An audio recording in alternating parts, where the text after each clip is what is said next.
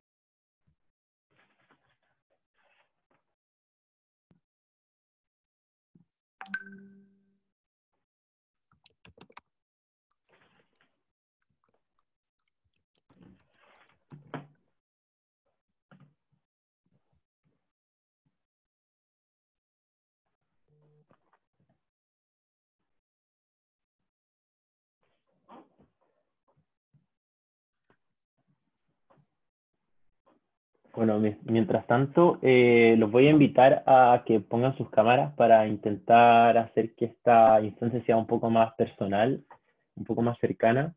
Sabemos que es difícil, que estamos todos un poco impresentables en periodo de exámenes, pero algo.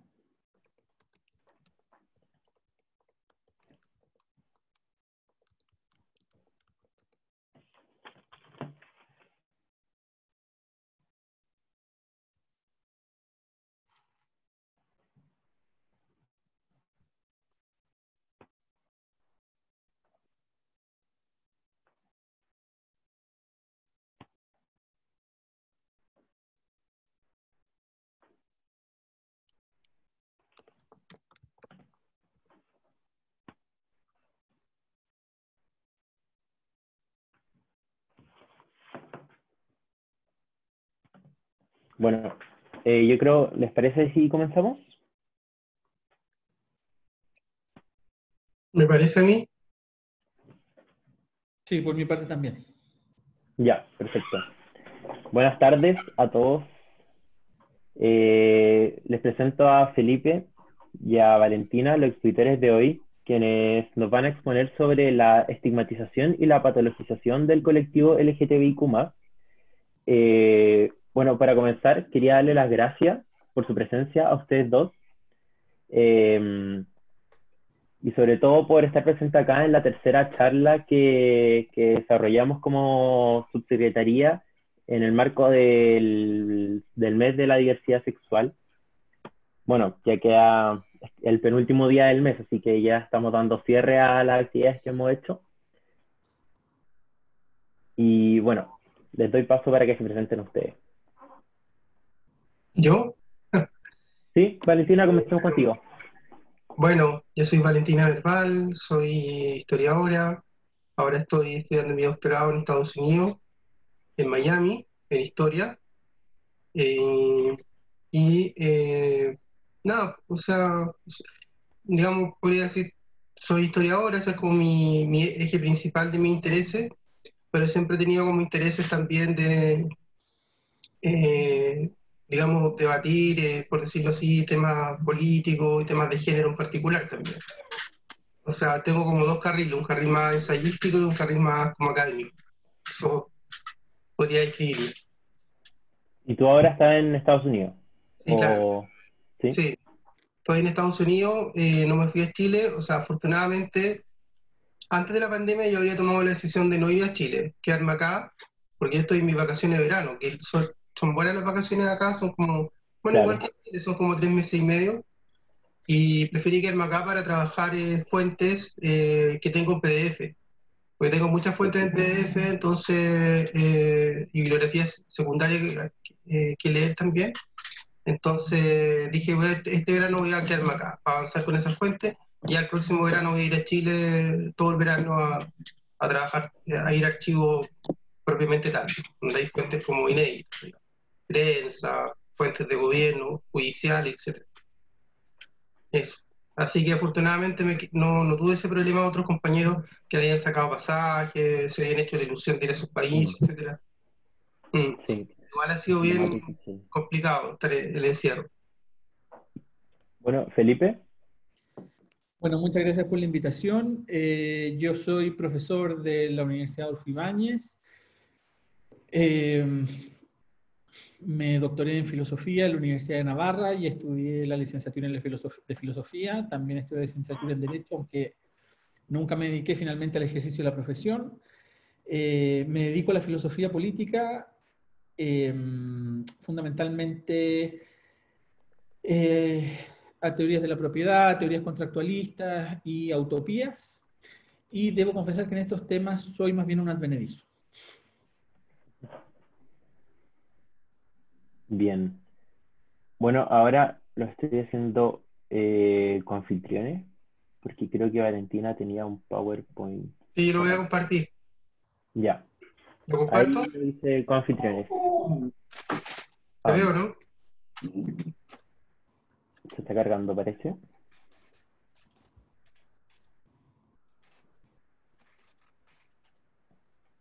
¿Te ve el Power?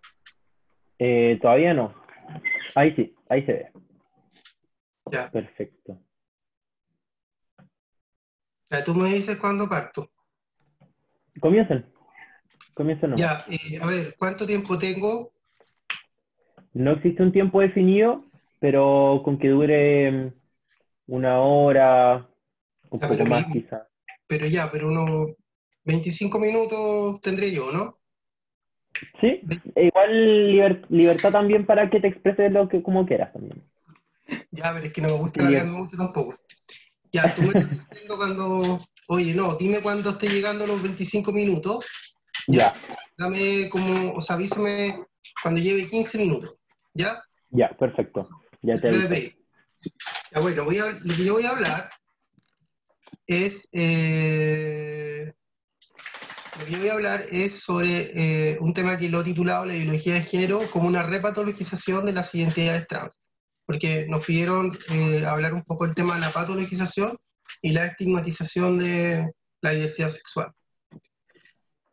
Obviamente puse, como se fijan ustedes, la palabra ideología de género entre comillas, porque no me refiero a los discursos de género, digamos, que tienden a justificar la subordinación de las mujeres, por ejemplo, históricamente, sino a este concepto, a este constructo que han elaborado sectores conservadores en el último tiempo, digamos, el último, diría yo, desde hace 10 años aproximadamente, un poco más en realidad, pero con fuerza en los últimos 5 años, y es un concepto que de alguna manera se ha tornado como un caballo de batalla, digamos, de una cierta nueva derecha en Occidente, que en Estados Unidos, por ejemplo, se conoce como derecha al right, ¿ya?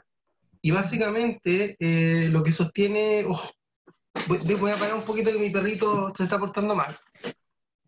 No te preocupes. Ese tipo de cosas pasan en Sí, cuarentena. estaba agarrando mi almohada, ustedes comprenderán. Ya. Bueno, ya, estaba diciendo que estos sectores, digamos, han asumido varios caballos de batalla como una especie de lo que yo he llamado, digamos, en otro lugar, como una reacción conservadora en Occidente, y uno de esos caballos de batalla es lo que llaman ideología de género, ¿ya? Eh, Y esto que llaman ideología de género, visto desde mi punto de vista, digamos, obviamente es como parte de, es una reacción en concreto frente al reconocimiento de derechos que ha ocurrido en Occidente de las personas LGBTIQ+.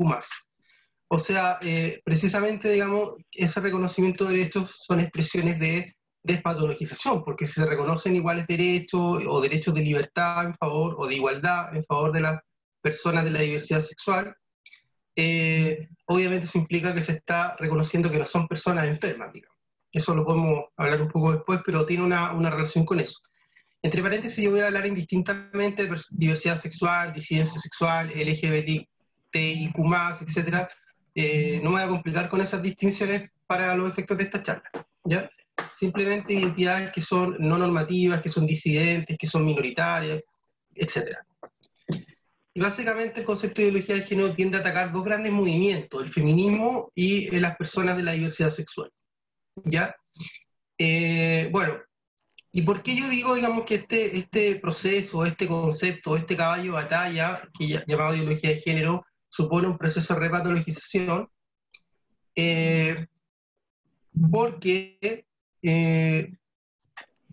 Porque de alguna manera, digamos, esta reacción en contra del reconocimiento de derechos de la diversidad sexual busca de alguna manera volver a decir, digamos, volver a establecer de que las personas de la diversidad sexual, las personas LGBTIQ+, etcétera, son personas, digamos, de alguna manera que padecen una enfermedad psiquiátrica, son personas desviadas, etcétera. Y esto se hace mediante dos procedimientos, por decirlo así, mediante un proceso de caricaturización, digamos, tanto de los conceptos de género, de feminismo, y segundo, a través de ciertos discursos de odio, que apuntan justamente a lo que yo estaba diciendo, a tratar de establecer que las personas de la diversidad sexual en general y las personas trans en particular son personas o serían personas inferiores, enfermas, desviadas, etc. Bueno, veamos primero algunos conceptos básicos. El género se puede definir de acuerdo a Marta Lamas como una simbolización, la simbolización que cada cultura elabora sobre la diferencia sexual, estableciendo normas, expectativas sociales sobre los papeles, las conductas y los atributos de las personas a partir de sus cuerpos. O sea, es lo que corresponde culturalmente o lo que se considera que corresponde a los hombres y las mujeres de acuerdo a un discurso, precisamente un discurso de género. Y ahí es importante distinguir, porque esto genera mucha confusión en sectores conservadores, entre lo que podríamos llamar discursos de género e identidad de género. Los discursos de género siempre constituyen una construcción heterónoma, o sea, una construcción por fuera de la persona, de los individuos, y tratan de imponer una obligación. Por ejemplo, una heterosexualidad obligatoria, como han dicho varios autores. La identidad de género es una construcción autónoma, ¿ya? Es un derecho, ¿ya? Es un derecho de libertad, como vamos a decir más adelante. No es lo mismo, porque obviamente si el género se impone desde afuera está afectando la libertad, pero también uno puede de alguna manera establecer el género desde sí mismo. Entonces, el género, si bien históricamente ha sido durante miles de años, digamos, digámoslo así, una herramienta de dominación en contra de las mujeres y en contra de las diversidades sexuales, también el género en los últimos años ha empezado a ser entendido como una herramienta de emancipación, digamos, eso es interesante. Después tenemos otros dos conceptos claves, el concepto de identidad de género y el concepto trans. El concepto de identidad de género es la percepción de sentirse hombre o mujer u otra alternativa, y la identidad trans es un término amplio, un término paraguas para referirse a las personas cuya identidad de género no se corresponde con lo que se asocia culturalmente a un determinado sexo, digamos, o con las expectativas sociales asociadas al género al nacer, al sexo asignado al momento de nacer, que se corresponde obviamente con el sexo biológico. Bueno, con respecto al tema de la patologización y la despatologización, digamos, más bien la patologización en sí misma, yo acá, digamos, voy a seguir un autor que es un autor, un psiquiatra húngaro, pero que desde muy joven llegó a los Estados Unidos, y él tiene un libro bien conocido, bien emblemático, se llama La fabricación de la locura, y él compara la inquisición religiosa con la psiquiatría institucional. Él dice, digamos, de que y este libro es bien interesante porque es un libro como de historia cultural, por decirlo así, y de las mentalidades. Y la Inquisición, de alguna manera, tanto la Inquisición como la psiquiatría institucional, que es la psiquiatría coercitiva, no la psiquiatría contractual, o sea, que uno va libremente a un psiquiatra para pedirle consejo, etcétera, sino que es la psiquiatría obligatoria. Bueno, él dice que estas dos instituciones a lo largo de la historia, que se han sucedido, digamos, una fue primero la Inquisición y después la psiquiatría, constituyen una defensa de un orden moral frente a disidentes o inconformistas, digamos. Y al mismo tiempo son formas de colectivismo, dice Sass, porque tratan de establecer fines morales unitarios o colectivos a los cuales deben subordinarse los individuos. Y pone el ejemplo en el caso de la Inquisición, de las brujas, ¿cierto? Y en el caso, digamos, de la psiquiatría de los locos, ¿ya? Entonces la pregunta clave, por ejemplo, con respecto a lo que nos convoca más que nada, ¿quiénes son los locos?, se pregunta Sass. los locos en general, dice, son los que deben ser encerrados, los que deben ser apartados, los que no deben contagiar al resto. ¿Y quiénes son esos? No solo lo que uno entiende estrictamente por loco, por enfermo mental, una persona que padece supuestamente una enfermedad neurológica, sino que también serían los pobres, las madres solteras, las prostitutas, los vagabundos y muchas personas que se consideran indeseables y que un determinado orden social las considera como disidentes o como enemigos de la sociedad, enemigos sociales. ¿Y por qué hay que encerrarlos? Bueno, ya lo dije en cierta medida, para evitar el contagio, digamos, para que no causen mal ejemplo. Y por eso, por ejemplo, Felipe seguramente va a hablar de eso, se estableció el delito de sodomía en un momento histórico, porque obviamente esas personas, o sea, había que mandar una señal a la sociedad de que esas personas eran un mal ejemplo para la sociedad. Bueno, ¿y cómo se logra la patologización? Se logra mediante la estigmatización, ¿ya? Considerar, digamos, de que estas personas son inferiores, son enfermas, son un daño para la sociedad, que afectan los fines colectivos, etc. Afectan el orden moral. Las víctimas, digamos, de estas personas sería el orden moral que es necesario preservar. ¿Y cómo se hace esto? Se hace lo que Sachs llama canibalismo simbólico, y con respecto a eso él dice algo bien interesante. Dice, es más fácil para el grupo, para el colectivo, ¿cierto?, protegerse de la acusación de estar oprimiendo a uno de sus miembros, ¿ya? O sea, es muy fácil hacer, digamos, bueno, voy a terminar la cita mejor. Es más fácil para el grupo protegerse de la acusación de estar oprimiendo a uno de sus miembros que para el individuo protegerse de la acusación de estar agravando a la comunidad, ¿ya? O sea, en el fondo es mucho más fácil decir que hay un chivo expiatorio en la sociedad, que hay personas que afectan al orden colectivo, que hay personas que afectan los valores comunes. Las personas tienden al tribalismo, ¿ya? Tienden a sentirse protegidas cuando hay como valores colectivos, porque eso obviamente afecta, digamos, o permite que las personas sean más dependientes y no tengan que ser personas libres, no tengan que ser agentes de sus acciones, sus proyectos de vida.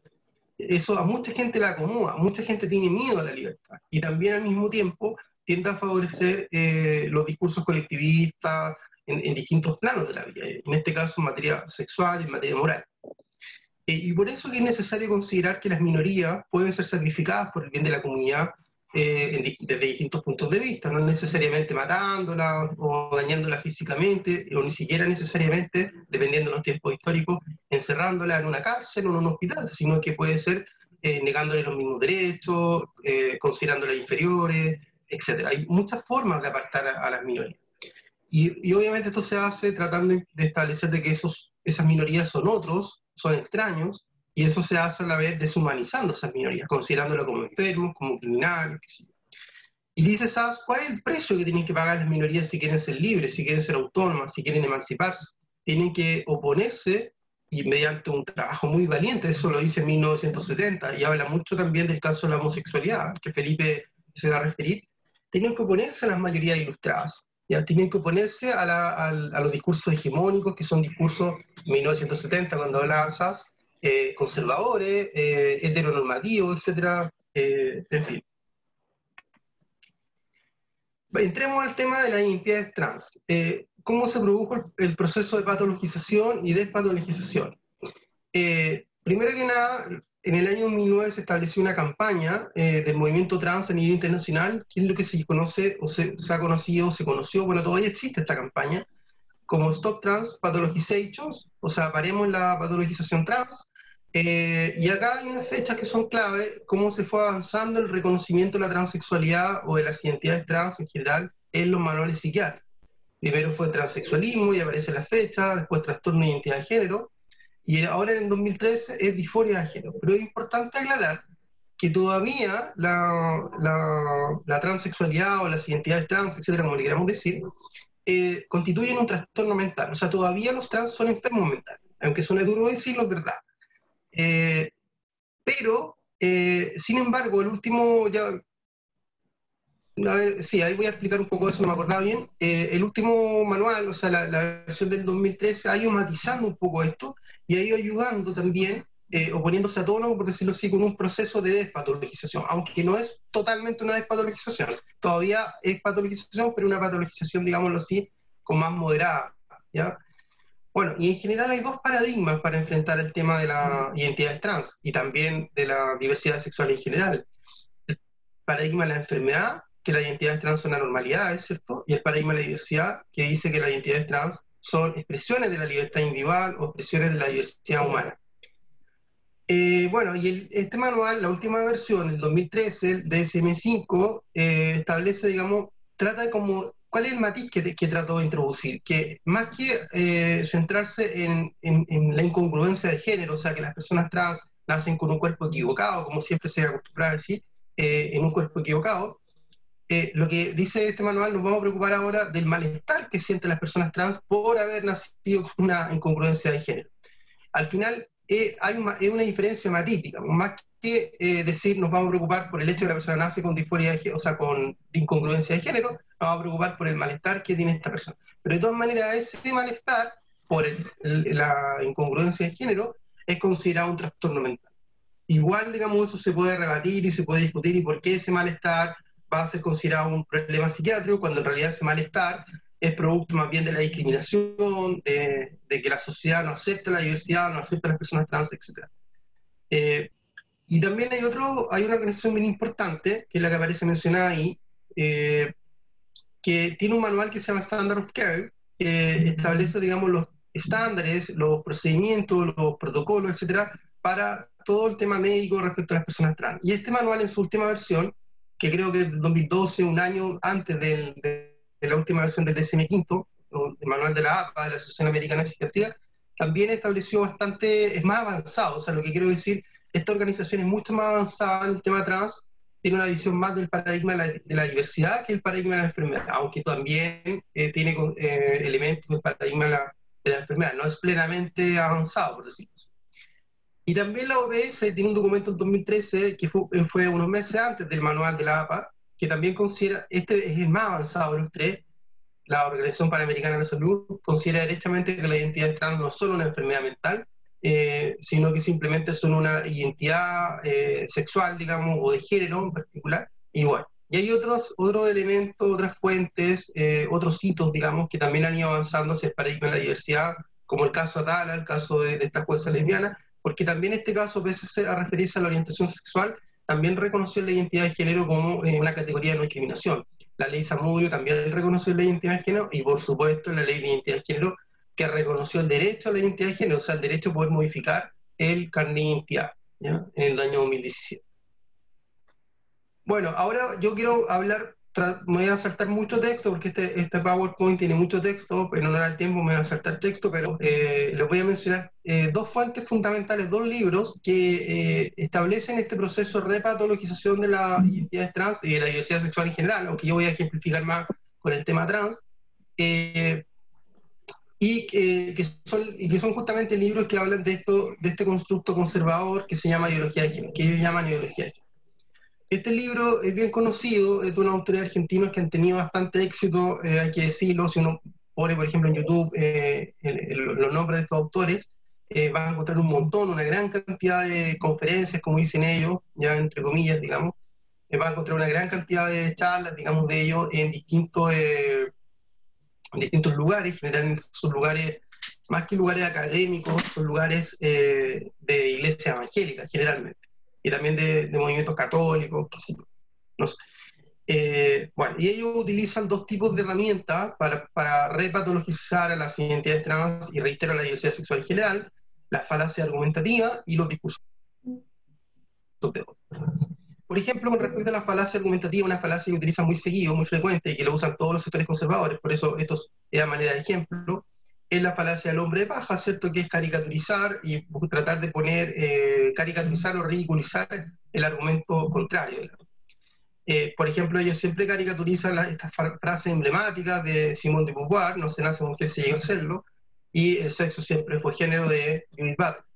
Ellos, con estas dos frases, ellos tratan de decir, digamos, de que estas autoras, estas pensadoras feministas, negarían la existencia del sexo biológico, negarían la existencia de la naturaleza biológica de las personas, o de las diferencias biológicas entre hombre y mujer, lo cual no es cierto para nada, digamos. Lo que ellas tratan de decir, digamos, es que sobre el sexo biológico ha habido históricamente siempre una interpretación cultural respecto de las expectativas, digamos, que tienen las mujeres y los hombres en la sociedad, de los roles que tienen que cumplir, las características que tienen que tener. Y además Beauvoir, digamos, pone mucho el acento de que a las mujeres se les enseña a ser mujeres. No es que ella niegue la diferencia biológica, pero sí a las mujeres se les enseña a ser mujeres. Pone varios ejemplos, no me voy a alargar, pero bueno, como en general a los hombres se les permite actividades más deportivas, más físicas, a las mujeres estar más en la casa, etcétera, más hacia adentro, y además al servicio de los demás, digamos. O sea, poder poner mucho el acento que a las mujeres se les enseña a ser entes accesorios del hombre. El hombre es el ente principal, el protagonista principal, la mujer siempre es una protagonista secundaria. También usan mucho la falacia dominen, acá hay una cita que no la voy a leer por motivos de tiempo, pero donde, digamos, dejan por los suelos, digamos, Michel Foucault, por ejemplo, que es un filósofo que tratado mucho el tema de la sexualidad, ¿cierto? Sobre todo en su libro La historia de la sexualidad, y obviamente uno dice, bueno, todas estas cosas, todo este prestigio personal de Foucault en este caso, obviamente no es un argumento serio en términos intelectuales, poco riguroso, porque aunque sea cierto todo lo que se dice acá, aunque ya sea un drogadicto, etcétera, un alcohólico perdido, como dice ahí, etcétera, eso no invalida para nada el pensamiento de Foucault. En ninguna parte del libro ellos refutan, digamos, el pensamiento de Foucault propiamente tal, y eso obviamente demuestra la mala calidad intelectual de este libro, pero que yo lo considero, por eso estoy hablando, como un fenómeno social, como una fuente, digamos, de este proceso, esta campaña de repatologización de las identidades trans y la diversidad sexual. Y las G-Marques, sobre todo, también utilizan para este proceso de repatologización discursos de odio. Por ejemplo, comparan a las personas trans con las personas transespecie o transedad, califican a los gays como sodomitas, más que referirse, no usa la palabra gay, usa la palabra sodomita, señalan que el movimiento gay promueve la pedofilia, eso de manera falsa, digamos, incluso llegan a decir que el movimiento gay, que la APA, la Sociedad Americana de Psiquiatría, en este manual, el último, el mismo que estaba mencionando delante, despatologizó la pedofilia, o sea, desclasificó la pedofilia, la consideró como algo válido, digamos, lo cual es falso, y eso, dicen ellos, lo logró el movimiento homosexual, ¿ya? Bueno, y obviamente considera la homosexualidad también como una enfermedad mental y la transexualidad también, pero lo pongo porque sobre todo la parte de Márquez trata sobre el tema de la homosexualidad y es bastante radical en ese sentido. Ahora vamos a ver la segunda fuente y después vamos a hacer algunas conclusiones, ¿ya? Bueno, ¿cómo voy con el tiempo? Pasaron 20 minutos desde que comenzaste. Ya, perfecto, no voy tan mal como pensaba. Bueno, Gabriel Zanotti, otro autor, es un filósofo liberal, él se define como un católico liberal, o sea, él trata de combinar el catolicismo con el liberalismo, y es un filósofo que no ha tenido tanta repercusión en el libro que sacó, que se llama La ideología de género contra las libertades individuales, pero que es interesante porque es un académico, uno podría decir, de mayor renombre, un doctor en filosofía, etcétera, hace clase en la Universidad Argentina. Pero sin embargo, al enfrentarse a lo que él llama ideología de género, o lo que los conservadores llaman ideología de género, la verdad que no difiere mucho de Laje y Márquez. Eso es bien decepcionante, porque aunque él sea un conservador, un católico, etcétera, uno podría haber esperado un mayor rigor intelectual. Y la verdad que eso no ocurre, digamos. Piensen ustedes que habla constantemente de las feministas radicales, de las feministas en general, pero no cita ninguna autora feminista. O sea, pone como que el feminismo fuera una sola cosa, como un bloque, digamos, etcétera, y incurre en una gran sobresimplificación del feminismo. Por ejemplo, todas las feministas son puritanas, todas están en contra de la prostitución, etcétera, y eso no es cierto, hay muchos debates al respecto. Y también, digamos, tiene una visión, ¿cómo se llama? Frívola, por decirlo así, para acercarse a la realidad trans. Esto es bien frecuente en los sectores conservadores. Consideran de alguna manera que las personas trans son personas que se separan de su cuerpo, que tienen como una concepción dualista, o sea, que consideran que el cuerpo se puede separar del alma, ¿cierto? Y el ser trans sería como elegir cambiar de auto, o como cambiarle los faroles al auto, algo, él lo llega a decir así, ¿no? Yo estoy ahí, no voy a leer la cita completa, pero considera como si en el fondo ser trans fuera como si alguien se despertara en la mañana un día, hoy día quiero ser trans, es como quiero ir a pasear, no sé, no sé, ir a la playa, por decir algo. Es como un mero divertimento, por decirlo así. La verdad que eso no es así. Incluso Judith Butler llega a decir de que en el libro que se llama Deshacer el género, que las personas trans tienen una identidad condicionada, o sea, perdón, una libertad condicionada. ellas obviamente eligen expresar su identidad de género, eligen salir del closet, eligen llevar a cabo un proceso médico muchas veces, pero eso lo eligen condicionadamente, lo eligen con mucho sufrimiento, con mucho dolor, a veces, digamos, les cuesta, se demoran en llevar a cabo esa elección, entonces es una libertad condicionada, o sea, no es fácil, no es una decisión meramente caprichosa, digamos. Bueno, y el argumento central de Zanotti, con esto voy a ir terminando antes de pasar a mi conclusión, es que la ideología de género, lo que él llama la ideología de género, atenta contra las libertades, porque este es el argumento que también desarrollan generalmente todos estos grupos, ¿ah? Porque, digamos, la ideología de género sería como una especie de neo-inquisición, neo-totalitarismo, neo-dictadura, etcétera, que trataría de imponer, digamos, una visión de mundo o afectaría concretamente a las libertades. Y la verdad que eso, en principio, no es cierto.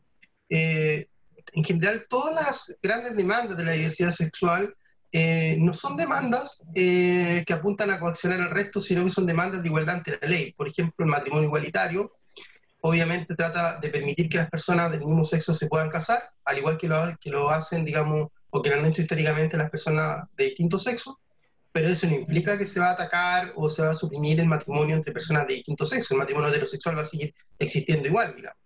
Y las leyes de identidad de género o las leyes de no discriminación establecen la no discriminación a favor de las personas de la diversidad sexual, pero no suprimen la no discriminación en contra o la discriminación que pudiese afectar a las personas, por ejemplo, católicas o de una minoría nacional, etc. Simplemente se agregan nuevas categorías de no discriminación a las que ya existían. Y acá pongo el ejemplo de Jordan Peterson. Jordan Peterson es una persona que Charlotte lo pone como un héroe, como una víctima de esta dictadura, de la ideología de género.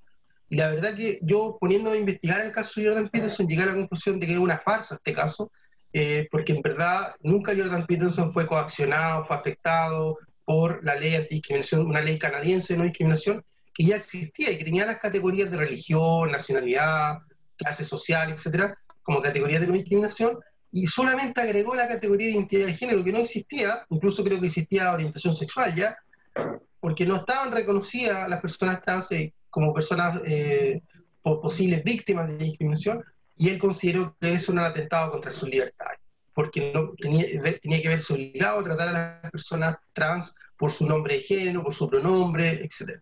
La verdad que la ley no establece eso, él puede seguir tratando a las personas como quiere, digamos. Pero lógicamente, una visión, digamos, liberal supone, digamos, que uno tiene que respetar la autonomía de las personas y tiene que tratar a las personas como quieren ser tratadas, o sea, cuál es la identidad que ellos expresan, ¿ya? Eso digámoslo así, como un principio moral, podría ser como un principio moral del liberalismo, pero no es obviamente un principio que se tenga que imponer coactivamente.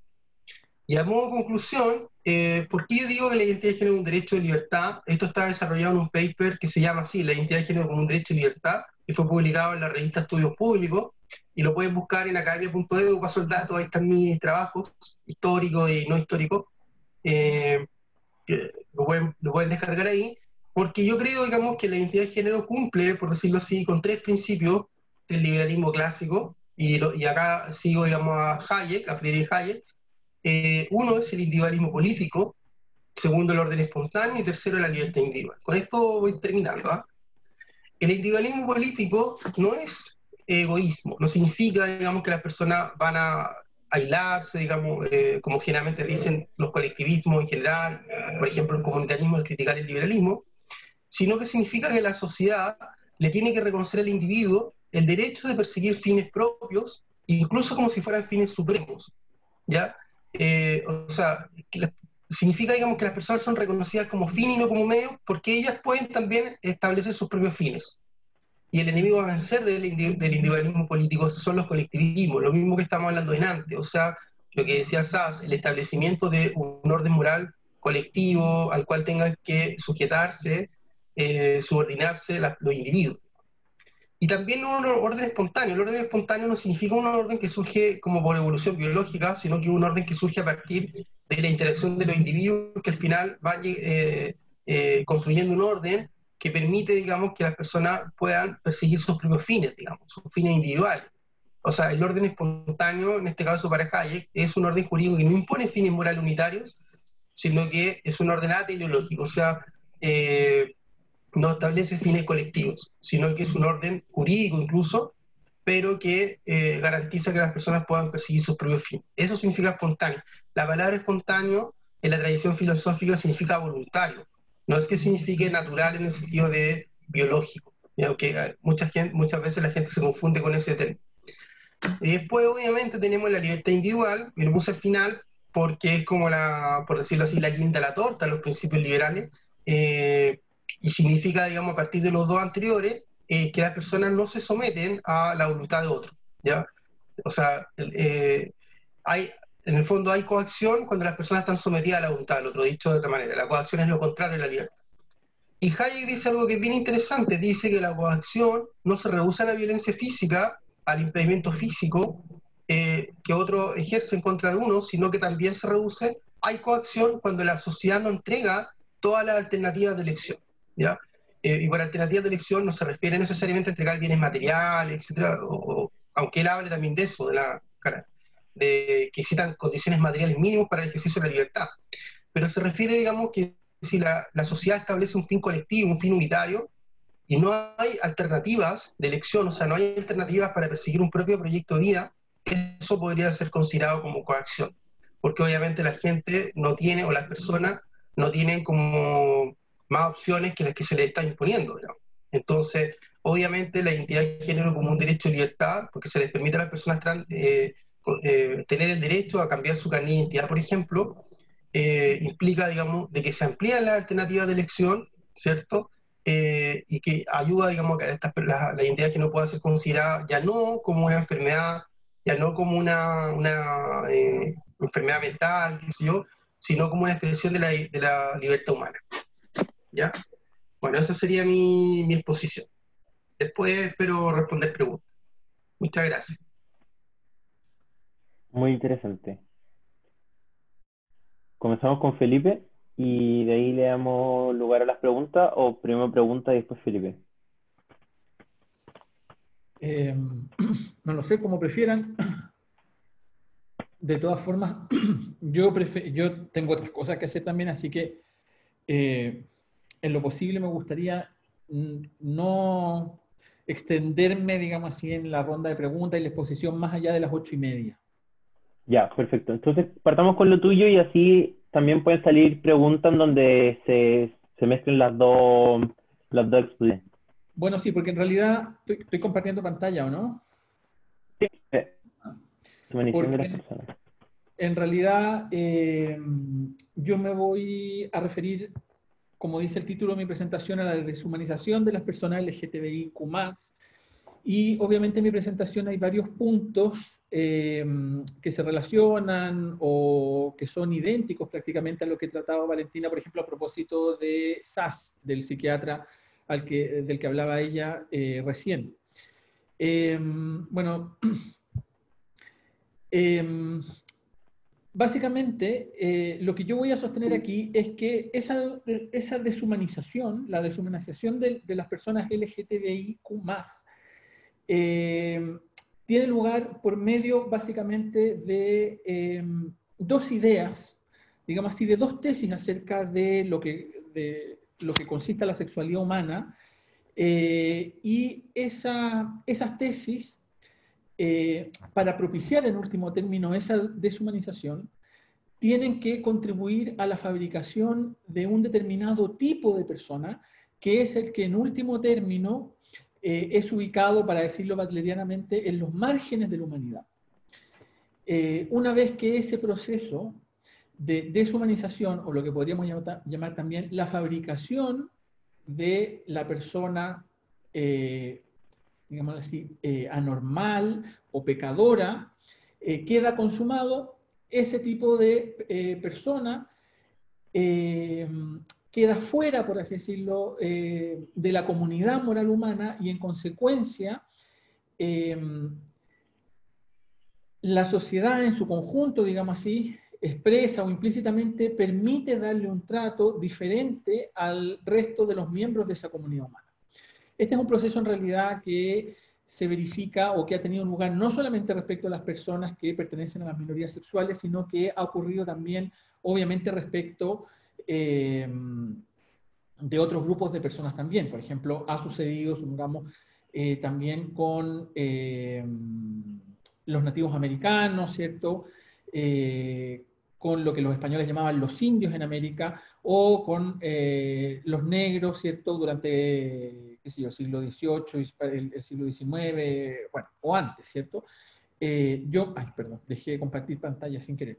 Yo me voy a referir ahora, de hecho, algunas de las citas que traigo se refieren precisamente a ese proceso y son aplicables por igual a las personas que pertenecen a las minorías sexuales como a las personas que pertenecen, digamos así, a otros colectivos que también han sido víctimas de discriminación histórica.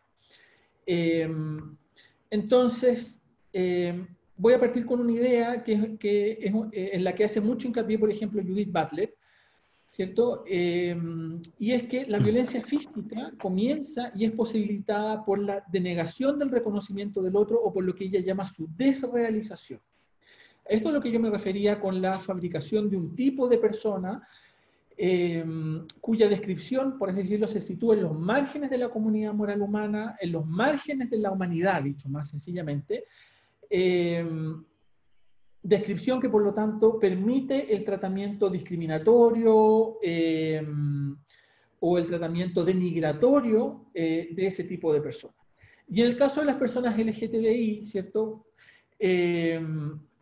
Ese tratamiento denigratorio se ha fundado, como anticipaba, básicamente en dos ideas. En la idea de que las relaciones entre personas del mismo sexo y en términos generales, todas las relaciones afectivas o sexuales que no se ajusten, digamos así, a lo que se podría llamar una relación heterosexual normal, entre comillas, o dicho de un modo, digamos así, menos estereotipado, todas las relaciones sexuales que no puedan, al menos potencialmente, dar lugar a la procreación, son relaciones sexuales o bien pecaminosas, contra natura es el concepto que se usaba antiguamente, ¿cierto? O relaciones de personas anormales. Entonces, básicamente, aquí ese proceso de desrealización tiene lugar, o tuvo lugar en su momento, por una parte, o por el lado, digamos así, del discurso moral y del discurso de la teología moral, a propósito de lo que se llamaba los pecados contra natura, o ya durante la modernidad a través de la psiquiatría, bueno, la Vale se refirió precisamente a eso a propósito de la obra de Sass, ¿cierto? A través de los discursos que calificaban a este tipo de conductas o a las personas que las practicaban, me refiero a las relaciones sexuales, que no tenían la posibilidad de engendrar como anormales o perversos, ¿cierto? Bueno, la idea aquí, ¿cierto? Acá hay otra cita de Butler, es que una vez que esa desrealización tiene lugar, básicamente no hay límites a aquello que se le puede hacer a las personas que han sido sujetos o víctimas de esa desrealización. En todo caso, esta es una idea, como les digo, que no es que la haya advertido por primera vez Butler. Si ustedes, por ejemplo, revisan la discusión entre Bartolomé de las Casas y, por ejemplo, Ginés Sepúlveda, a propósito de la legitimidad de la conquista de las Indias, de lo que los españoles llamaban las Indias, es decir, de América, ustedes van a ver que ese proceso de desrealización por parte de Ginés Sepúlveda es permanente. Y lo que hace, por ejemplo, Bartolomé de las Casas es tratar de poner atajo, de desactivar ese proceso de desrealización. Por ejemplo, Ginés de Sepúlveda dice en un pasaje que los indios son homúnculos, es decir, son algo así como semipersonas. Y en el entendido de que, o la idea es que una vez que queda asentado la idea de que esos seres son homúnculos, algo así como infrahumanos o personillas o semipersonas, ya por lo tanto no estamos obligados a dispensarles el mismo trato que le daríamos a, digamos así, personas propiamente tales. De suerte que se les puede dar un trato, por ejemplo, parecido al de un animal, o tal vez un trato, digamos así, en cualquier caso, un trato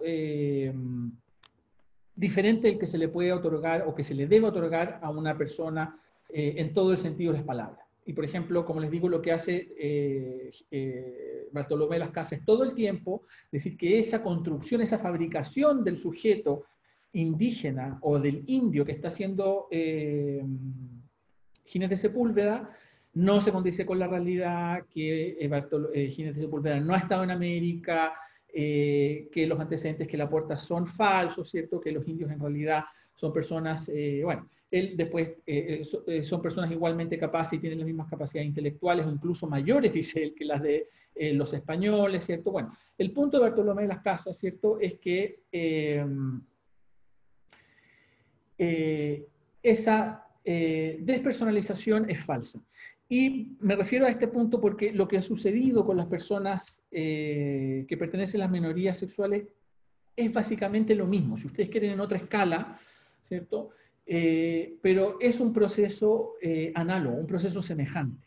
Y a lo que apunta Judith Butler precisamente cuando se refiere a eso de la desrealización y cuando constata que una vez que hemos, digamos así, expulsado de la comunidad humana, total o parcialmente, a un tipo de persona, luego no hay límite a aquellos que se les puede hacer o a la violencia que se puede ejercer en contra de esas personas, es básicamente el mismo proceso a que me refiero cuando relato muy brevemente, ¿cierto?, la controversia entre Ginés de Sepúlveda y Bartolomé de las Casas.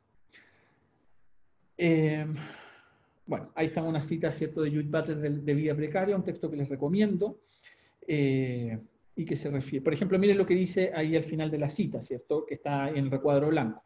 La desrealización del otro quiere decir que no está ni vivo ni muerto, sino una interminable condición de espectro, ¿cierto? Ahí ella, en ese texto, ella, por ejemplo, se está refiriendo a los otros, que en este caso, por ejemplo, serían las personas que viven en los países musulmanes, que son definidas en algún momento como el enemigo, bueno, en fin, ¿cierto? Siempre hay una estereotipación del otro que precisamente es condición de posibilidad del trato luego denigratorio, ¿cierto? El castigo que se le inflija o la violencia que se le inflija no va a ser tan grave o no va a ser tal, o puede ser incluso una violencia punitiva y justiciera, porque está avalada precisamente por esa desrealización previa. Bueno, en el caso de las personas LGTBI o de las personas, voy a usarlo en términos amplios, ¿cierto?, de las minorías sexuales, esa desrealización ha tenido lugar, como adelantaba, por dos vías. Por una parte, por medio del discurso de la teología moral y de la ética, digamos así, de ciertos discursos éticos, y por otro lado, por medio de la psiquiatría. Pero en ambos casos, ¿cierto?, esos discursos descansan en una tesis que es la que podemos llamar la esencialismo o del naturalismo biológico, ¿cierto?, conforme al cual los órganos sexuales tienen un uso que es natural, ¿cierto? Y natural acá puede querer decir correcto desde un punto de vista moral o correcto desde un punto de vista psiquiátrico o del punto de vista biológico y por lo tanto de la salud en términos amplios, y todas aquellas conductas que se alejen o no se ajusten a ese uso natural van a ser conductas o inmorales o van a ser conductas anormales, ¿cierto? Entonces, de aquí, básicamente, de esta tesis originaria, que es la tesis que he llamado aquí el argumento de la función natural, acá me estoy remitiendo hasta Aristóteles, aunque Aristóteles en todo caso no era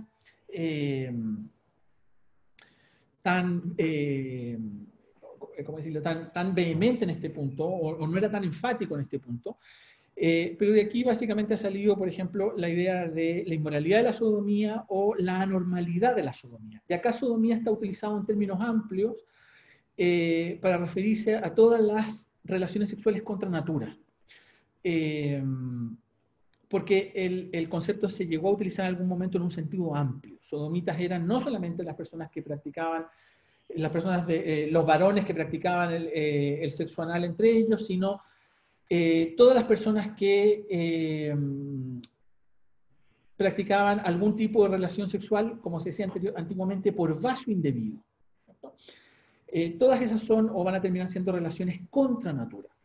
Bueno, pero evidentemente, con esto no alcanza todavía para la fabricación del sujeto pecador o normal que me refería antes, ¿cierto? Sino que esa fabricación requiere de pasos previos. La Valentina, en su exposición, cuando habla de Thomas A, ¿cierto?, se refiere a algunos de los mecanismos que explican esa fabricación, ¿cierto? Lo que Sass llama, por ejemplo, el canibalismo simbólico. Bueno, yo no me voy a detener en eso, sino que simplemente me voy a referir, por ejemplo, a cómo de hecho esa fabricación tuvo lugar en algunos discursos, y obviamente me voy a referir muy someramente a esa fabricación, por ejemplo, en la teología moral.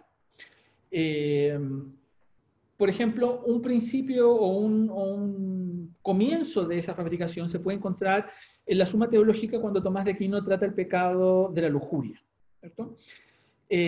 Obviamente, con lo que voy a decir ahora, no quiero decir que toda la teoría de Tomás de Aquino de las virtudes sea errónea, ni siquiera quiero sostener, ¿cierto?, que no exista lo que él llamaba el pecado de lujuria, porque probablemente para nosotros lo que Tomás de Aquino llamaba el pecado de lujuria sigue siendo igualmente importante, solamente que le damos otro sentido y otro alcance. Por ejemplo, cuando nosotros hoy en día nosotros entendemos la lujuria, dicho tomistamente, de otra manera. Para Tomás de Aquino hay pecado de lujuria cuando una relación no es natural. Para nosotros hay lujuria cuando una relación no es consentida. Entonces, por ejemplo, Tomás de Aquino, o dicho en el lenguaje de Tomás de Aquino, cuando los grupos feministas o las personas en general acusan, por ejemplo, el acoso sexual, el abuso de una posición de poder para recabar el consentimiento de otra persona para obtener una relación sexual, o se denuncia los abusos de distinto tipo que tienen lugar como consecuencia de las relaciones sexuales obtenidas por distintos medios de coacción, todos esos son conceptos que caerían o podrían caer, si hacíamos la reinterpretación, dentro de lo que Tomás de Aquino podría llamar la lujuria, ¿vale? Por lo tanto, la crítica que voy a hacer ahora, quiero hacer esta matización, no tiene que ver ni con la teoría de las virtudes general de Tomás de Aquino, ni, digamos así, con una desestimación del concepto de lujuria propiamente tal, sino que me estoy refiriendo al concepto de lujuria particular de Tomás de Aquino.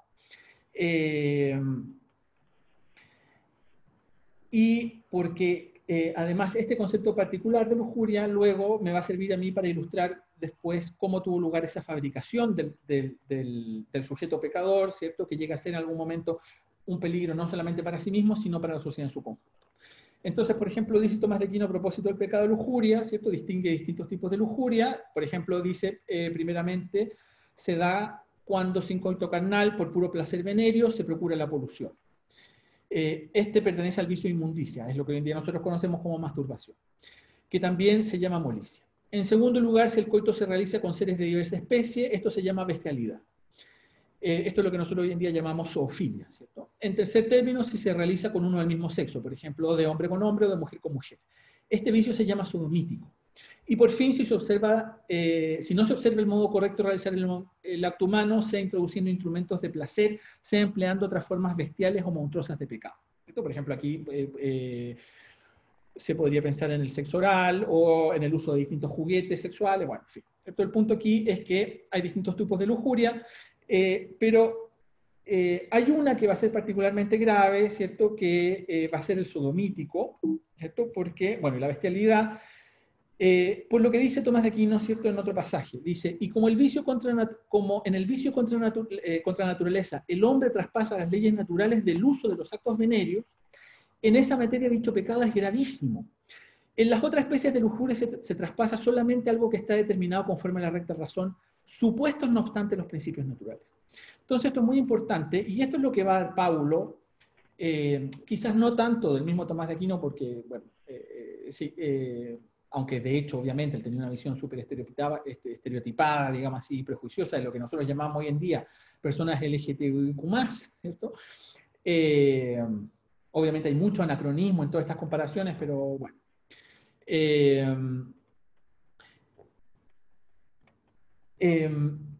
Es muy importante por lo que dice ahí de los principios naturales. Porque hay, digamos así, ciertos pecados de lujuria que no atentan contra los principios naturales, dan por descontado los principios naturales. Por ejemplo, en el caso de lo que Tomás de Aquino llamaba el adulterio o la fornicación, son pecados de lujuria, ¿cierto? Lo que nosotros llamaríamos hoy en día una relación extramatrimonial o prematrimonial, ¿cierto? Diría Tomás de Aquino, bueno, eso hay un pecado de lujuria porque una persona está faltando a su compromiso para con otra, ¿cierto? Como diríamos coloquialmente, le está poniendo el gorro, bueno, ahí hay un pecado de lujuria, diría Tomás de Aquino, pero en ese pecado de lujuria no hay una transgresión de los principios naturales. Los principios naturales están, sin embargo, presupuestos. En cambio, los pecados contra natura son esos principios naturales precisamente los que son transgredidos. Y eso es lo que hace del principio de los pecados contra natura un pecado diferente y, por así decirlo, más grave. Esos son los que tienen lugar, por ejemplo, en el caso de la sodomía y en el caso del bestialismo. Y esto es lo que luego da Paulo, o si ustedes quieren, es este concepto el que luego permite expresiones como la siguiente. En realidad este papa es anterior a Tomás de Aquino, pero lo cita, y lo cita Vignefón en este libro sobre la historia de la homosexualidad, ¿cierto? Y la cita dice así: son personas abominables, despreciadas por el mundo, temidas por el concilio del cielo, quienes han llegado a ser más inmundas que los animales, más depravadas que cualquier ser viviente, que han perdido la razón y destruido la bondad de la naturaleza, que están privadas de luz interior y no diferencian un sexo del otro. Bueno, obviamente acá vemos ya, digamos así, realizado el proceso de desrealización al que se refiere Judith Butler, ¿cierto? Y si ustedes se fijan aquí, ya el pecado tiene un alcance cosmológico. Es decir, las personas que incurren en el vicio de pecado contra natura están cometiendo, por así decirlo, un doble pecado. La realización misma del acto contra natura, pero además están realizando un pecado contra la creación misma. Y por eso este era un pecado tan grave. Y por eso, por ejemplo, a este pecado se le asoció siempre la ocurrencia de desgracia. Y obviamente ahí el episodio de la destrucción de Sodoma y Gomorra en la Biblia servía como antecedente, ¿cierto? Dios castigaba a aquellas sociedades en donde se practicaban los vicios de sodomía, por lo tanto había que perseguirla, había que ser, las autoridades tenían que ser muy celosas en la persecución de la sodomía porque de otra manera podía acarrearse sobre sí o sobre la comunidad en su conjunto desgracia. Entonces, bueno, ahí el autor de este libro cuenta varios episodios durante el medioevo, e incluso ya uno bien adentrado en la modernidad, ¿cierto? Una gran persecución de homosexuales que hubo en Holanda, después de una inundación en que se los culpó de la inundación a causa de sus pecados, ¿cierto? Ellos eran los culpables porque la inundación había sido un castigo de Dios por su vida pecaminosa. Bueno, acá tienen otra cita tomada de Ginés de Sepúlveda. Esto está tomado del tratado de las justas causas de guerra en contra de los indios. Y claro, y en el fondo lo que él quiere demostrar al lector, al final el libro no se publicó porque Bartolomé de las Casas consiguió que se prohibiera su publicación, pero la idea era básicamente hacer ver al lector la necesidad, la urgencia incluso de la conquista, de presentarla, digamos así, como una guerra humanitaria, como diríamos hoy en día, en razón de los terribles crímenes que estaban cometiendo los indios. Y fíjense ustedes la enumeración.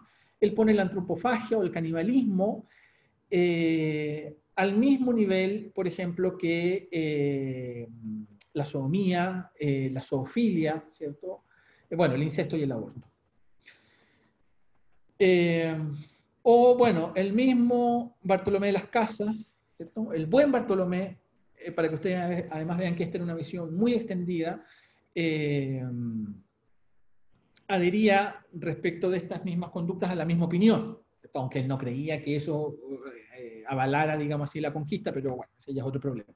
Miren, por ejemplo, lo que decía Bartolomé de las Casas. La sociedad sería perjudicada porque esos pecados de blasfemia y sodomía por esos pecados de blasfemia y sodomía, suelen sobrevenir pestes, hambres y terremotos, como se dice en el auténtico. Que los hombres no practiquen actos lujuriosos contra la naturaleza, ni juren por sus cabellos, ni blasfemen contra Dios bajo pena capital, no sea que, dice, si se descuida esto, es decir, el castigo de tales pecados, resulte que la ciudad y el Estado queden perjudicados por estos actos impíos. Bueno, Esto era lo que me refería recién, ¿cierto? A la peligrosidad de este tipo de conductas entre las que se cuenta la sodomía, ¿cierto? Y ese tipo de peligrosidad es fundamental en la fabricación de, como les decía, el sujeto, en la criminalización y en la estigmatización de las personas que pertenecían a lo que nosotros llamamos hoy en día el colectivo LGTBIQ+. Bueno, me voy a ir saltando algunas citas porque básicamente es la misma idea, ¿cierto? Bueno, la idea también a la que se refiere Thomas Szasz del contagio, la idea de que este tipo de conductas desviadas y pecaminosas, los pecados contra natura, son un mal ejemplo, de suerte que si no se los persigue, ese ejemplo puede cundir y de esa manera se corrompería la sociedad. Y al corromper la sociedad, básicamente se propicia su destrucción y grandes calamidades pueden sobrevenir como consecuencia de ello, sin perjuicio además de los castigos que luego pudiese infligir Dios a esas comunidades. Pero el punto acá es que este tipo de conductas son extremadamente peligrosas en una sociedad y en consecuencia no se las debe consentir.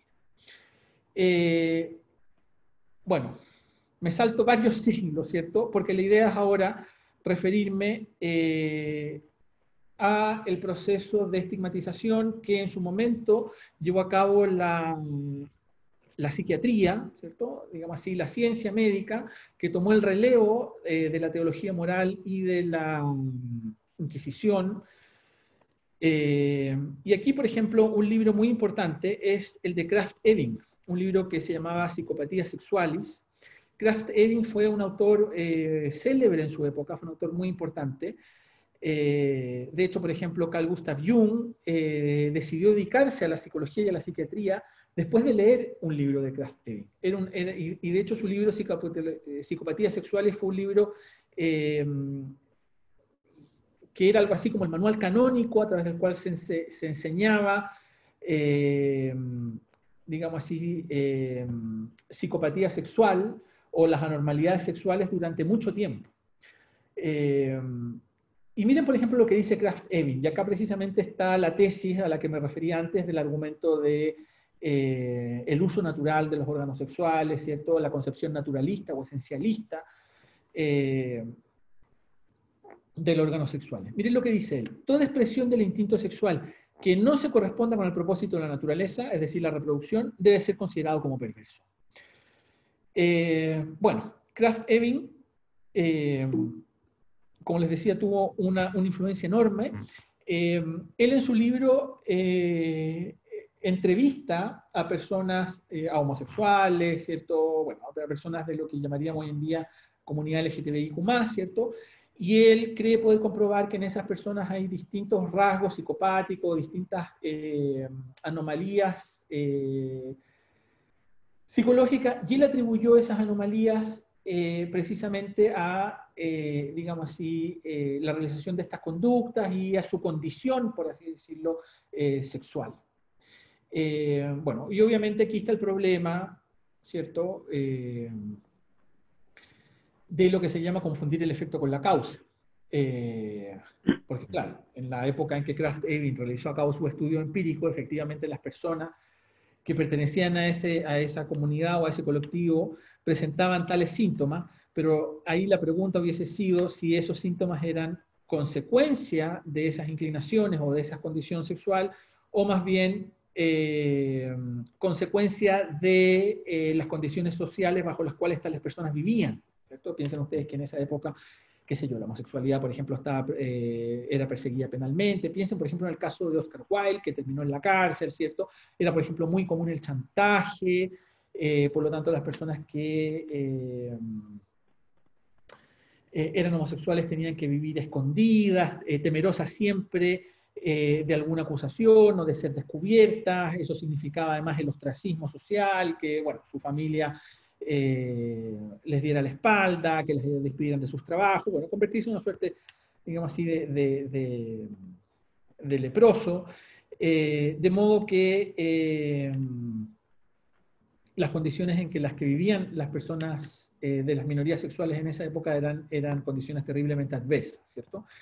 Entonces, insisto, uno podría preguntarse ahí si no le pasó a Krafft-Ebing algo parecido a lo que le pasó a Aristóteles con la idea de la esclavitud por naturaleza, es decir, que haya confundido la causa con el efecto, ¿cierto? Que haya atribuido a ciertos rasgos de ciertas personas a la naturaleza en circunstancias de que probablemente esos rasgos, o con toda seguridad esos rasgos, eran más bien resultado de las condiciones sociales en que dichas personas vivían, ¿cierto? Bueno, pero como fuere, ¿cierto? Esa tesis de Krafft-Ebing ha sido sostenida luego por la psiquiatría, sobre todo por la psiquiatría norteamericana, la psiquiatría y el psicoanálisis europeo fue mucho más pronto abandonaron esa concepción, ¿cierto? Pero sin embargo en la psiquiatría norteamericana y el psicoanálisis norteamericano, la idea de Krafft-Ebing, digamos así, persistió. Por ejemplo, ustedes posiblemente conozcan una carta que Freud escribe a la madre, a una señora cuyo hijo es homosexual y que le escribe una carta a Freud y le quiere preguntar cómo curar a su hijo. Y Freud le responde que hasta por lo que él entiende, la homosexualidad es una condición y no es una enfermedad. Entonces no es algo que haya que curar. Bueno, probablemente la posición de Freud represente en términos generales, ¿cierto? En mucho mejor medida y en mucho mayor grado la posición del psicoanálisis y de la psiquiatría europea, pero como les digo, no así en el caso del norteamericano. Entonces, por ejemplo, acá tenemos el cuadro clínico que describen Socarides y Nicolosi, que son dos psicoanalistas y psiquiatras norteamericanos, ¿cierto? Por ejemplo, Socarides ofrece el siguiente cuadro clínico. Dice, afeminamiento, miedo a las mujeres, naturaleza primitiva de los procesos mentales, realización de actos sexuales solo con personas del mismo sexo. Obviamente aquí él incurre en una petición de principio, pero bueno, da igual. Impulsos agresivos, adicción a los actos de naturaleza sexual, profundo sentimiento de inferioridad, culpa, masoquismo, ansiedad predípica, fetichismo, travestismo, exhibicionismo.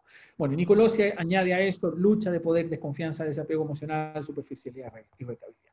Bueno, entonces nuevamente tenemos aquí la fabricación, por así decirlo, del sujeto. Ahora se trata del sujeto normal o perverso. Los resultados básicamente son los mismos, en ambos casos se trata de lograr o propiciar un ostracismo sexual, en último caso se cambia el castigo penal ahora por, digamos así, el tratamiento psiquiátrico y por lo tanto se cambia la cárcel por la clínica. Bueno, un autor que ha estudiado esto exhaustivamente es Foucault, ustedes probablemente lo habrán leído. Pero el tipo de razonamiento es básicamente el mismo, ¿cierto? Y, como les digo, procede de la misma tesis, aunque aplicada en este caso a distintos ámbitos. Fíjense ustedes que no es posible sostener ambas tesis al mismo tiempo. Es decir, yo no puedo sostener, son incompatibles. O yo digo que la homosexualidad y, digamos así, las sexualidades alternativas son pecaminosas, o digo que son anormales, pero no puedo decir las dos cosas al mismo tiempo, porque desde el punto de vista moral, si algo es una enfermedad, deja de ser pecaminoso. Pero bueno, el punto en todo caso yo creo que queda claro, ¿cierto? Y para efectos, digamos así, de la biopolítica, los resultados son similares. Simplemente se reemplaza el castigo penal por el tratamiento psiquiátrico coactivo, como bien observa Valentina o Sass, que puede, por ejemplo, incluir la reclusión en una institución psiquiátrica, incluso de por vida, tratamientos coactivos, por ejemplo, hay ejemplos de tratamiento de este tipo, por ejemplo, cuando se descubrieron las hormonas y se supuso que la orientación sexual de una persona se podía revertir haciéndole un tratamiento hormonal adecuado. Hay muchos casos de esos muy interesantes y dramáticos, por otra parte, pero tienen que ver con esto mismo, ¿cierto? Bueno, me voy a referir ahora a algunos hitos. Obviamente aquí estos hitos están elegidos de modo algo arbitrario, se podrían citar otros, ¿cierto? O hay muchos más, yo escogí algunos porque, bueno, son particularmente importantes, ¿cierto? Por ejemplo, en el campo de la ciencia. Un elemento muy importante en la superación, por así decirlo, de este prejuicio en contra de las sexualidades alternativas o minoritarias, tuvo que ver con, digamos así, el interés genuinamente científico por este tipo de sexualidades o de identidades, y en consecuencia por el intento de aproximarse al estudio de las mismas de modo desprejuiciado.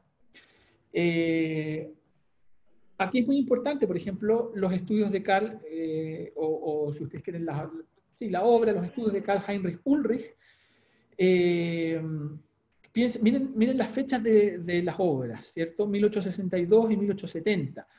En 1862, ¿cierto?, él publicó investigaciones sobre el enigma de el amor entre hombres, y luego en 1870 el llamamiento a la liberación de los hombres de naturaleza uraniana del castigo penal. Bueno, como ustedes se podrán imaginar, en ese momento ambas publicaciones fueron sumamente escandalosas, pero sin embargo Heinrich Ulrich tuvo oportunidad de exponer su punto en el Parlamento, en el Bundestag de Prusia, pero bueno, evidentemente en esa época no tuvo precisamente muy buena acogida su propuesta, por ejemplo, de despenalizar la sodomía, pero él, por ejemplo, es el primero en decir que muchas de las características que se le atribuyen, por ejemplo, a las homosexuales, no son consecuencia de la condición homosexual, sino que son consecuencia de las condiciones sociales a las que están sometidas las personas homosexuales, ¿cierto? Bueno, y él tiene una teoría, él dice, una teoría, digamos así, del alma de las personas, según las cuales es una teoría que recuerda al banquete de Platón. No sé si leyeron el banquete, aunque Platón dice que antes de la caída, él pone en boca de Aristófanes, ¿cierto? Y dice que antes de que Zeus castigara a la raza humana y los dividiera por la mitad, los hombres estaban unidos y habían personas que tenían hombre-hombre, u hombre-mujer, o mujer-mujer. Y de esa manera se explicaba, por así decirlo, el hecho de que existieran inclinaciones heterosexuales u homosexuales, como diríamos nosotros hoy en día. Bueno, Karl Heinrich Ulrich dice algo parecido, ¿cierto? Existen distintos tipos de inclinaciones, son normales, bueno. Y él llama a las de homosexuales las Urning, como dice ahí. Por eso es Rückgrat der Befreiung der Urningsnatur von Strafgesetz. Urningsnatur es la naturaleza de los Urnings. Bueno, otro hito importante es el de Magnus Hirschfeld, que es un judío alemán, que fundó el Instituto para la Ciencia de la Sexualidad en 1919, que fue muy importante. Él también abogó, digamos así, por la despenalización de la homosexualidad y además por la naturalización, por así decirlo, de las relaciones entre las personas del mismo sexo y de las minorías sexuales. Bueno, él tuvo un fin trágico, murió en el exilio porque cuando llegaron los nazis al poder, una de las primeras cosas que hicieron fue destruir su instituto, ¿cierto? Pero digamos así, como les digo, sus investigaciones fueron un hito. Otro hito importante fue el de Alfred Kinsey, sus dos obras de 1948 y 1953, La conducta sexual en el varón y La conducta sexual en la mujer. Kinsey era un biólogo, si mal no recuerdo, y sus investigaciones comienzan porque a él se le pide que escriba un manual de educación sexual o de sexualidad para los secundarios de un colegio, y empieza a revisar la literatura existente y se da cuenta que no hay literatura científica. Entonces él empieza a entrevistar gente para tener una base empírica, para después escribir el libro, y se empieza a dar cuenta que en realidad, ¿cierto?,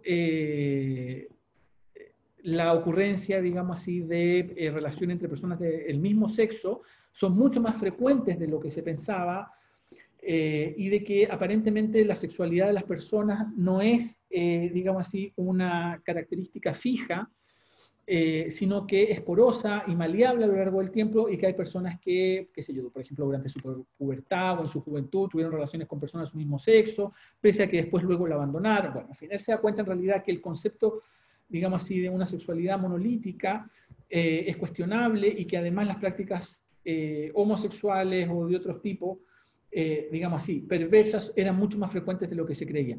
La obra de Kinsey también causó un revuelo enorme y contribuyó enormemente, por así decirlo, a que por fin se adoptara una perspectiva científica en el estudio de la sexualidad. Y luego me voy a referir también al estudio de Evelyn Hooker. Ella publicó un paper que se llama La adaptación del hombre declaradamente homosexual. Y básicamente lo que ella hace ahí es demostrar que los psiquiatras de su época no son capaces, una vez que se les presentan test de personalidad, digamos así, de modo ciego, a distintos psiquiatras identificar cuál de las personas que se les presenten esos test son homosexuales y cuáles son heterosexuales. Entonces, eso demuestra básicamente que no hay un sujeto clínico, que no hay una patología claramente definida y que en realidad la catalogación de la homosexualidad como una enfermedad no obedecía sino un prejuicio, que no habían, digamos así, razones científicas para catalogarla como una enfermedad porque no había un cuadro clínico claro. Ese era básicamente el estudio de Evelyn Hooker. Bueno, fue célebre en su momento, después ha sido muy discutido, ¿cierto? Ella usó el test de Rorschach, que en su momento tenía mucho prestigio, ¿cierto? Pero el hecho es que ello, digamos así, aceptó otro golpe a la idea de que la homosexualidad fuera una enfermedad, digamos así, que tuviera un cuadro clínico claro y definido. Bueno, voy a referirme ahora a otros hitos que son más bien políticos, si ustedes quieren. Pero antes de que des paso a este ítem, quería decirte que son la 8:17, que tú Ya, decías vale. que Vale, que, termino que bueno, simplemente los voy a mencionar. La República de Weimar, de la que ya hablé un poco, ¿cierto? Las revueltas de Stonewall. Harvey Milk, probablemente ustedes vieron la película. Harvey Milk descubre que, mientras está haciendo su campaña política, que va a ser imposible revertir la opinión que la opinión pública tiene sobre la homosexualidad mientras las personas que son homosexuales no salgan del closet. Es esencial, se da cuenta él, ¿cierto?, que todas las personas se den cuenta que conocen a algún homosexual, que son amigos de algún homosexual o de alguna lesbiana, ¿cierto?, y que de esa manera se den cuenta que los prejuicios que ellos tienen acerca de la homosexualidad y las características que se le indilgan a los homosexuales son en realidad infundados, ¿cierto? Bueno, y para concluir, en todo caso, ¿cuál es la condición de posibilidad de todo lo que venimos hablando acerca de la investigación científica y de estos movimientos de liberación de las minorías sexuales? Las libertades civiles, particularmente la libertad de expresión. Desde el momento en que se reconoce la libertad de expresión, este tipo de discursos comienzan a retroceder porque se ven obligados a sostenerse ahora a través de argumentos, y la verdad es que es muy fácil debatirlo a través de argumentos. Por esa razón, bueno, y esto ya como para concluir, ¿cierto?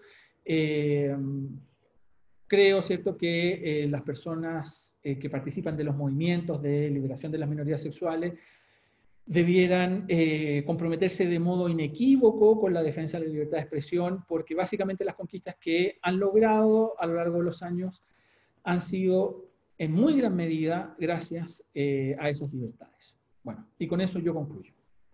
Muchas gracias. muy, muy interesante. Quería hacerse que existe alguna pregunta hasta el momento. De ambas charlas, por cierto, sí. Sería bueno levanten la mano en Zoom, para así... A ver.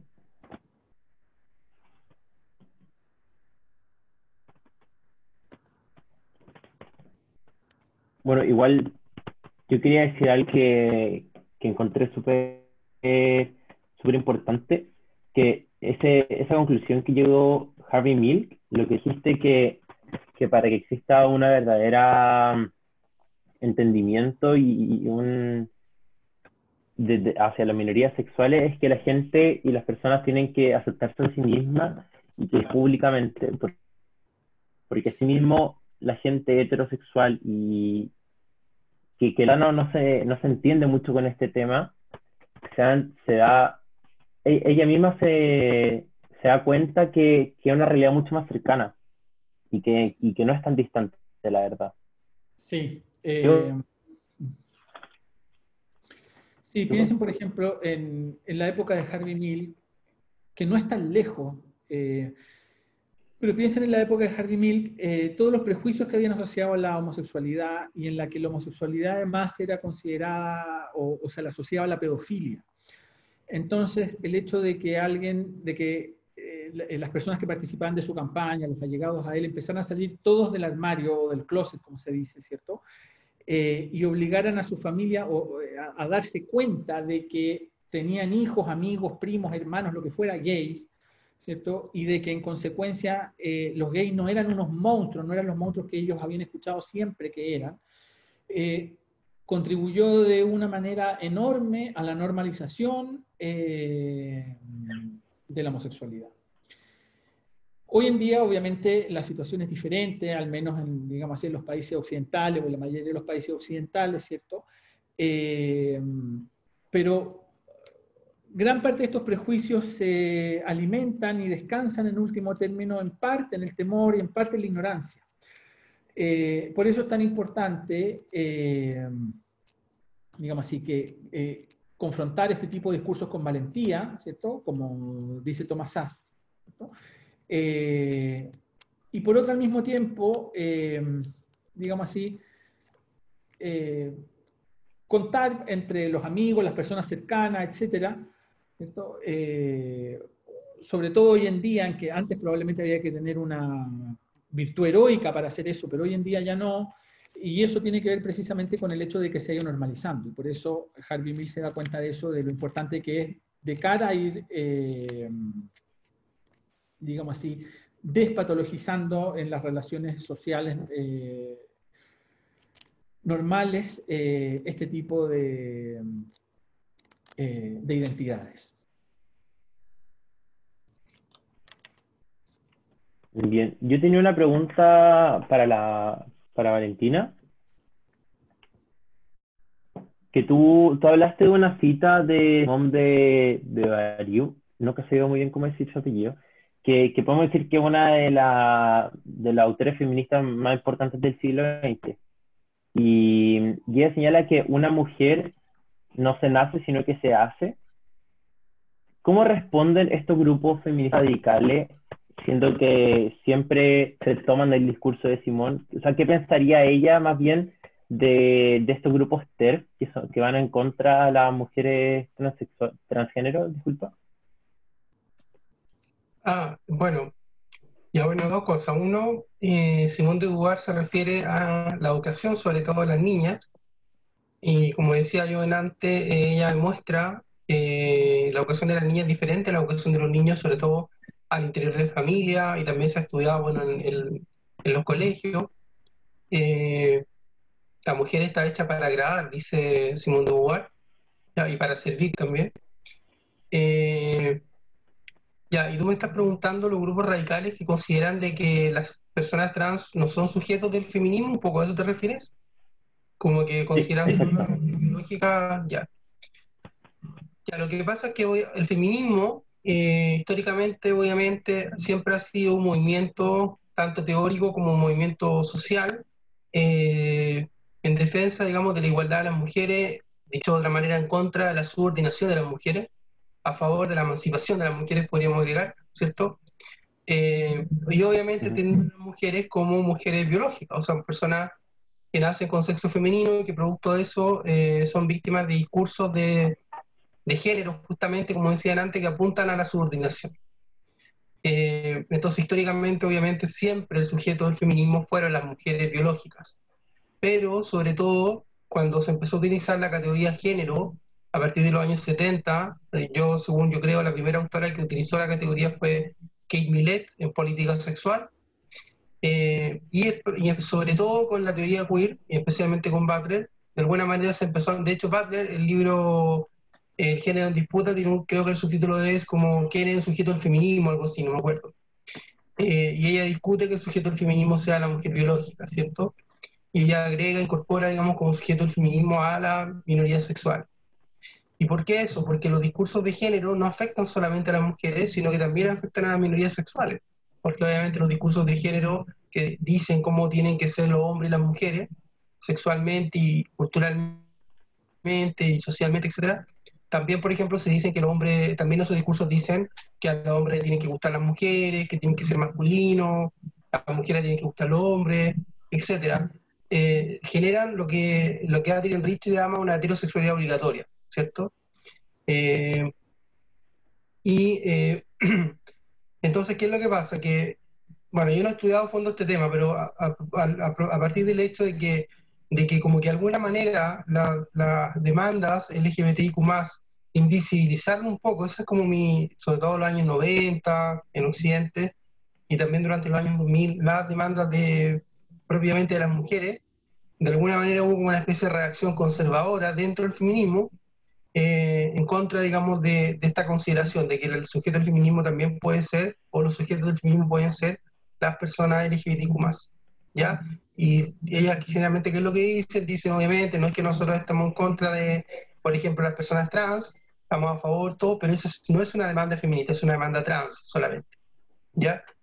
Eh, y tratan de separar aguas, digamos, con el feminismo. Pero resulta que yo creo que eso es un error por varias razones, porque de partida es un error excluir a los hombres del feminismo, porque de hecho históricamente el feminismo pudo surgir y desarrollarse gracias también al apoyo de los hombres. De hecho, el primer autor feminista no es una mujer, es un hombre, ¿ya? Que es Paul de la Barre, que es un autor francés del siglo XVII, que fue discípulo de Descartes. Ese se considera, incluso por autores feministas, como el primer teórico, no teórica, teórico del feminismo. Y después ya en el siglo XVII, el siglo XVIII, viene autores feministas, digamos, etcétera. Y bueno, después también viene John Stuart Mill, ¿cierto? Y bueno, ya durante el siglo XX, generalmente la teoría feminista es una teoría elaborada por mujeres. Eso es una cosa, con esto termino. Los hombres han sido aliados del feminismo y también lo fueron, de hecho, en el movimiento sufragista. ¿Ah? A pesar de que obviamente fueron enemigos, también fueron aliados. Al final, digamos, quienes votaron las leyes a favor del derecho a voto de las mujeres fueron hombres. Entonces, y las mujeres tuvieron que convencer a los hombres. Entonces, es ridículo no considerar como parte del feminismo a los hombres. ¿Ya? Y segundo, las personas trans, por lo que estaba diciendo en antes, porque también las personas trans son víctimas de los discursos de género. Lo que pasa también es que, con esto termino, esta como reacción conservadora también ha tratado como digamos, como dejar de lado el género como una herramienta de análisis, digamos, para el feminismo. Porque al final dicen es una categoría que se ha frivolizado, o sea, que se ha trivializado, ha pasado a ser un fetiche, lo cual es un poco verdad, significa cualquier cosa, digamos, etcétera. Entonces, yo no estoy de acuerdo con eso, o sea, eso te puedo decir con esa visión. Creo que una visión tonta, digamos, limitante. Y lo otro que con esto termino, en general, a mí no me importa mucho, la verdad, o sea, me importa políticamente, pero la verdad el feminismo no se reduce a esos grupos extremos que son básicos, como los grupos generalmente feministas que, que tienen más visibilidad en el mundo universitario. Y la verdad que en términos teóricos dejan bastante que desear. Eso podría decir. Muchas gracias. Acá hay una pregunta de Andrés que dice, hola, me gustaría preguntar sobre la estigmatización y la falta de derechos civiles, cómo se relaciona y si aún existe una estigmatización institucionalizada. Bueno, parto yo, después si tú quieres, vale, agregas tú lo que quieras, o me corrige o me contradice. Sí, bueno, yo creo que todavía existe estigmatización y todavía hay una discriminación legal, por ejemplo, no existe el matrimonio igualitario. Ahora, en otro sentido, por ejemplo, el reconocimiento de ciertos derechos y sobre todo la despenalización, por ejemplo, de la sodomía, que piensan que en Chile tuvo lugar hace no tanto, a finales de los años 90, no recuerdo la fecha exacta, el 96, 97, por ahí, quizá incluso después. Eso probablemente 99. es el hito, perdón. Creo que el 99. El 99, bueno. No, sí. Ese, por ejemplo, es un hito, creo yo, muy importante en la, digamos así, naturalización o normalización de la homosexualidad, porque una vez que se levanta el castigo penal, ya, claro, por ejemplo, se puede hacer, digamos así, apología o defender la causa, digamos así, de la libertad sexual y de la lucha, digamos así, por la igualdad, en todo orden de cosas, ya digamos así, sin temor, evidentemente, al castigo penal, y por lo tanto, de modo mucho menos, corriendo menos riesgos, por así decirlo. Yo creo que ese es un punto muy importante. Y además, como decía el mismo Tomás de Aquino, la gente tiende a pensar que lo que es legal al mismo tiempo es bueno. Por lo tanto, y que lo que está prohibido por el derecho penal al mismo tiempo es malo. Probablemente Tomás de Aquino en eso tiene razón. Y por eso yo creo que ese es un hito muy importante. Yo creo que la despenalización de la sodomía es un hito muy importante en la normalización de la homosexualidad y de las demás sexualidades alternativas. Y todo ello sin perjuicio de que aún, ¿cierto?, existan mecanismos de discriminación informal o de que no exista matrimonio igualitario.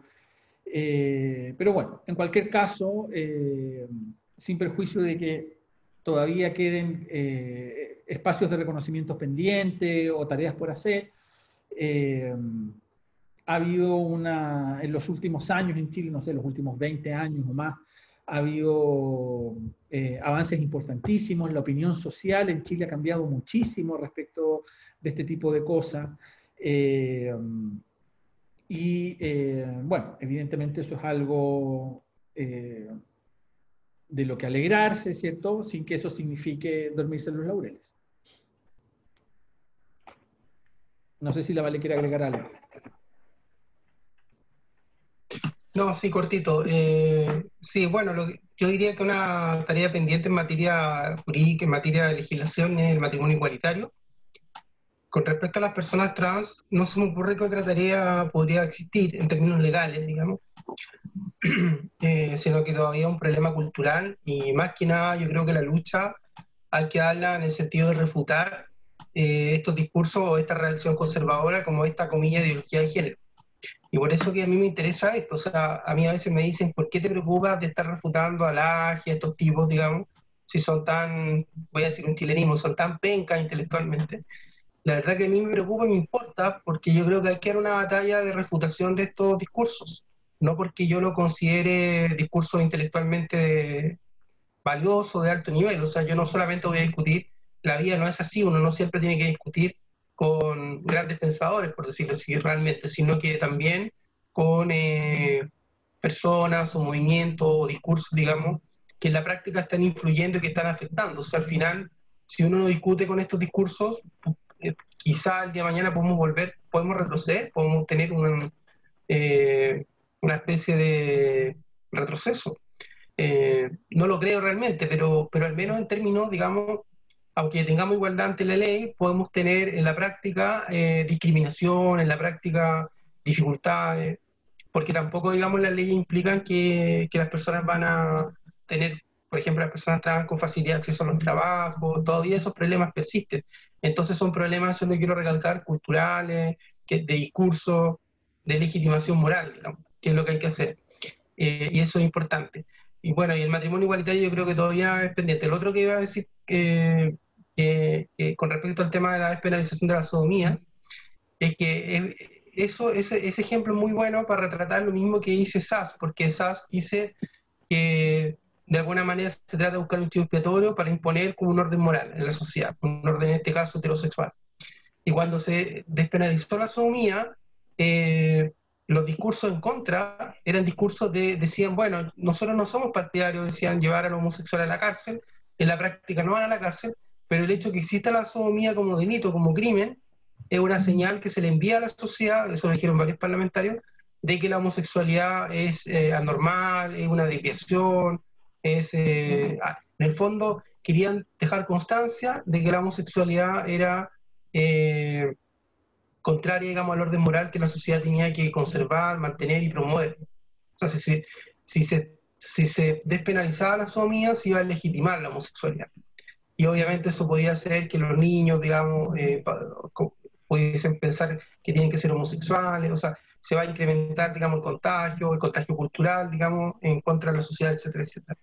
Entonces, y siempre todos los grupos conservadores que se han opuesto a todas las leyes, también la ley Zamudio, la ley de Cuarta Unión Civil, etcétera, y la ley de identidad de género, siempre dan esos discursos. Nosotros no queremos discriminar, pero tenemos que mandar una señal a la sociedad. Bueno, eso es lo que un poco yo estaba diciendo en mi charla, es una visión colectivista, o sea, una visión de que la sociedad tiene que imponer una determinada visión de la vida buena, una determinada visión de la sexualidad, esencialista en este caso, como decía Felipe, y eso obviamente va a generar un canibalismo simbólico, como decía Sanz, que afecta en la práctica el ejercicio de los derechos de la autonomía de parte de las personas de la diversidad sexual. Entonces, digamos, lo que quiero decir con todo esto es que la batalla cultural, en el sentido de poder seguir normalizando, seguir considerando que las personas LGBTQ+, son iguales en términos de su dignidad y que tienen los mismos derechos, o sea, esa batalla, aunque existe igualdad entre la ley, va a haber que seguir dándola, digamos. Eso es lo que quiero decir. Bueno, esta conclusión que dio Valentina con Felipe sirve también a modo de síntesis, porque no solamente se termina esta charla, siendo ya pasada las 8:30, sino que también se termina el ciclo que preparamos nosotros como secretaría, y la verdad es que estamos súper felices con, con que se creen esta instancia y que la gente participe, y la verdad es que tienen que seguir proliferando este tipo de charlas y de momentos para que se siga visibilizando todo lo que es el colectivo. Bueno, una vez más, agradecerle a Valentina y a Felipe su presencia. Estuvieron muy interesantes ambas presentaciones. Y eso, Gracias. Muchas muchas gracias. Gracias por la gracias, invitación. cuídense y espero poder verlo en otra ocasión. Perfecto. Igual. Chao. Chao, muchas gracias.